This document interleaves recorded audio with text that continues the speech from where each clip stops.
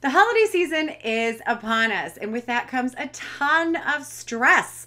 So, what I've got for you today is 6 strategies, LOA strategies, on how to survive the holidays. So, your very own LOA Holiday Survival Guide. That's what I've got for you, so stay tuned. So, the big question is this: how do we, those of us who feel deep down that we're much more powerful than we've been led to believe, and that there is something to this law of attraction stuff, actually create our own realities?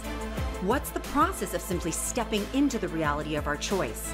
What about those of us who need this process to make logical, intellectual sense? My name is Melody Fletcher. You've got questions about the technology of reality, and I've got the answers.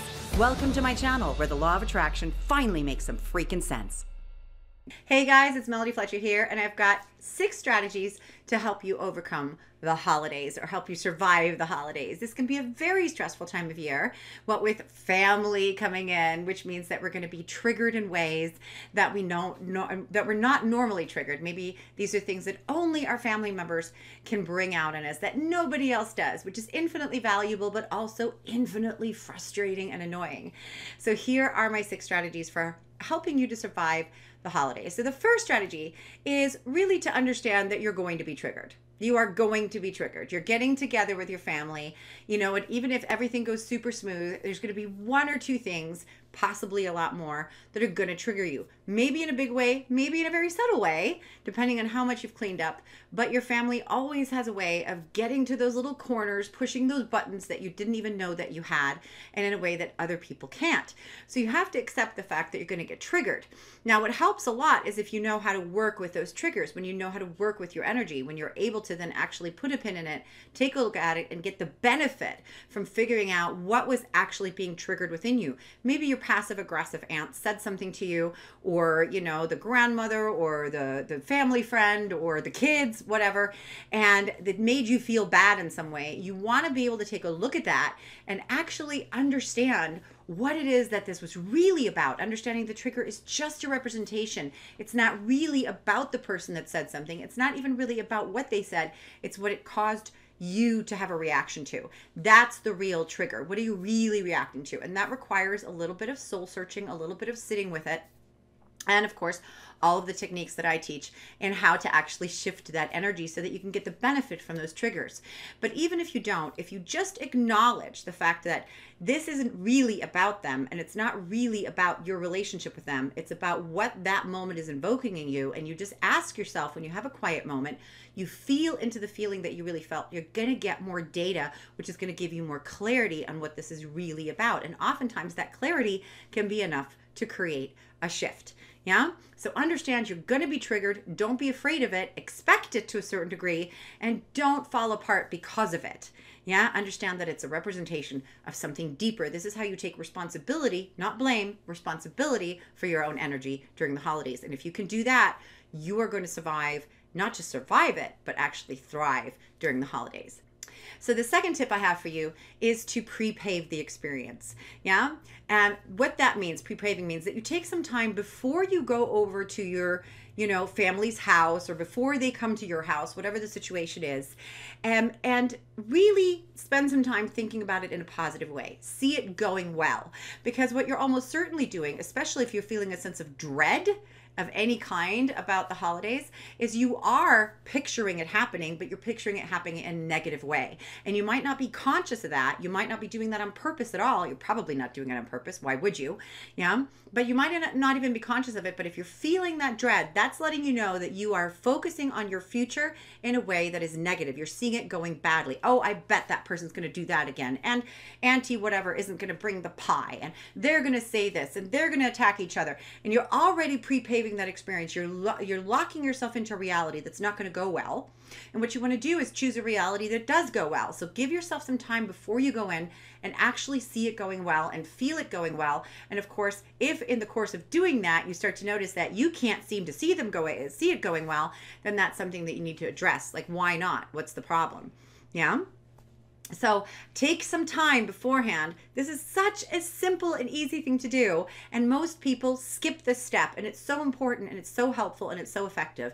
That doesn't mean that you're never going to get triggered. Remember point number 1, you're probably still going to get triggered, but it means that you're actually doing your best to line up with an energy where things are smooth and they go well, rather than in a reality where things are not going to go well for sure, because that's what you focused upon.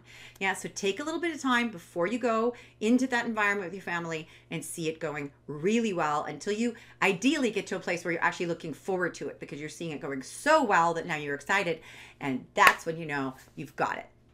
The third tip I have for you is to simplify. Stop holding to traditions that you don't give a crap about, that maybe nobody in your family gives a crap about, or maybe one person in your family gives a crap about, but they're not the ones doing all the work. They're the ones maybe saying, we have to do this and we have to do that. Why do we have to do this and that?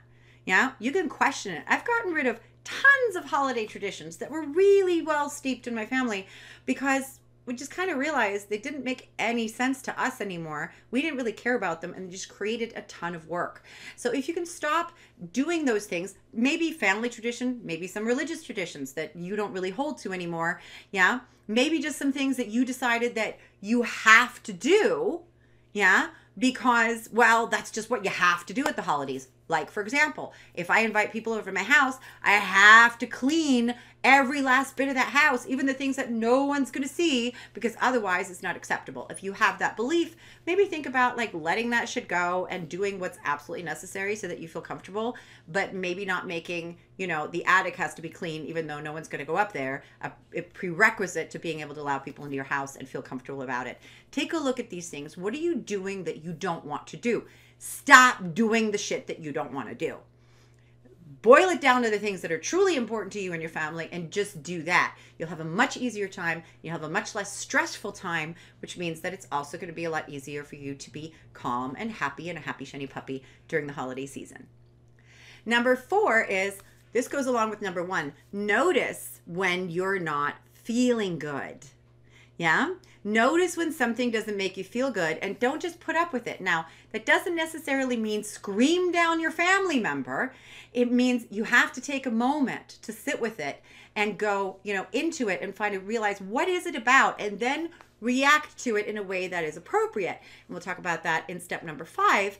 Yeah. But react to it in a way that is appropriate, which means sometimes, you know, you might need to just leave the room for a minute, calm down, and figure out what is really going on here. Sometimes you're going to need to set a boundary. We'll talk about that in a second. Sometimes you're going to need to walk away. That's going to be step number 6. Yeah. Sometimes you might need to address it. You might need to confront. Yeah. So I'm going to use a really, really extreme example here that probably isn't that extreme, depending on what family you have. But let's say that you're sitting, you know, around, you've had a beautiful dinner, you're all having a great time. And then, you know, the weird uncle you have makes some racist remark. And your first inclination might be just let it go, because he doesn't know any better, and, you know, there's nothing to be done, and I don't want to ruin this good time for everyone, even though he just ruined the good time for everyone by making a racist remark and making everybody uncomfortable. And maybe in that moment you actually want to say, hey, listen, you know, if you're going to be here amongst us in this house, we don't speak that way. Yeah, that would be setting a boundary, for example, which is step number 5. You're going to have to start to learn setting some boundaries, and family challenges us to do that in a way that nobody else does. They will step all over our boundaries in a way that nobody else will. Even when we've gotten great at setting boundaries, often our family can still slide in under the radar a little bit, yeah, and show us where we still have gaps that we might need to address. So it is perfectly all right for you to set a boundary, but I want to point out to you that there's a big difference between setting a boundary and trying to control others.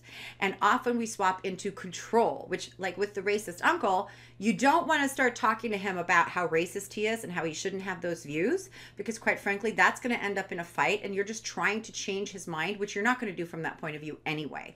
You're not going to change somebody's mind by attacking them or shaming them. It just doesn't work. Yeah? Try it. It really, really doesn't work. Yeah. But what you can do is set a boundary, which means the difference between control and boundary is control is you don't get to do that. Boundary is you don't get to do that and still play with me. So if you want to be in my house, if you want to play with me, if you want to have conversations with me, then don't do that. If you want to continue doing that, that's great, but then it's not going to be with me. Yeah. So in this house, we don't do that. We, you know, and you can say that nicely, but you want to say it firmly because you really want to set a boundary. And when you're setting a boundary, you have to be clear on what that boundary is. So this is where we go back to step number 4. Yeah. Where you have to get clear on what it is that's really, bothering you, what it is that you what it is that you really want in that situation, what's the outcome, and that requires a little bit of soul searching. What boundary do I willing to set? What is really bothering me here? Is it bothering me that he's racist and that people like that shouldn't exist? Yeah, which that's a control issue. You're not going to be able to change who he is. But what you can do is change the interaction that you will allow in your home or in your playground, which also means that if you're at somebody else's house and you can't set the rules in that house, but you can say, look, if you want me to stay, then, here's what's going to need to happen, which gives them the opportunity to say no.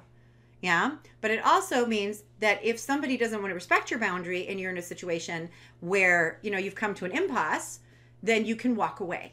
You can always walk away.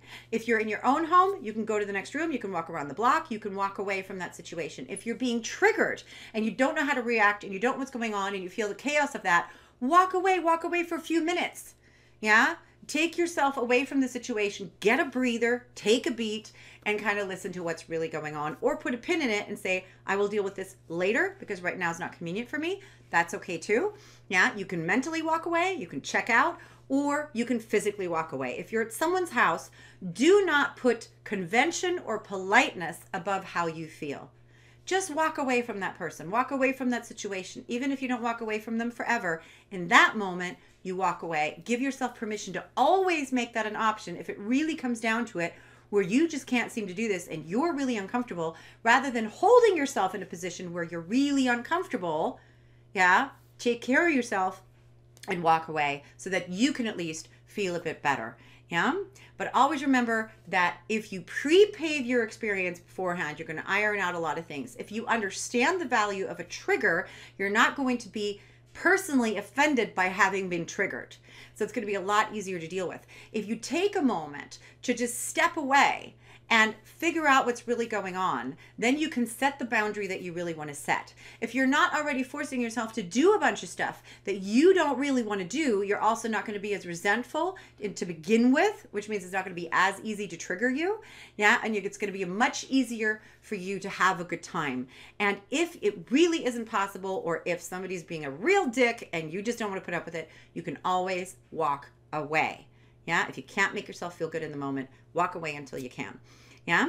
So I know that this was all about surviving some of the negatives, but remember that step number two is to pre-pave the experience. So let's do that together for a second, as I wish you a wonderful and incredibly productive, but also incredibly relaxing and lovely and love-filled holiday season that you can not just survive, but actually enjoy. I wish you all the best, all the love. I've got one more video for you this year that's coming up next week. Yeah. And until then, I wish you just smushy, smushy, smushy hugs. And thank you for bringing your light to the world. Bye.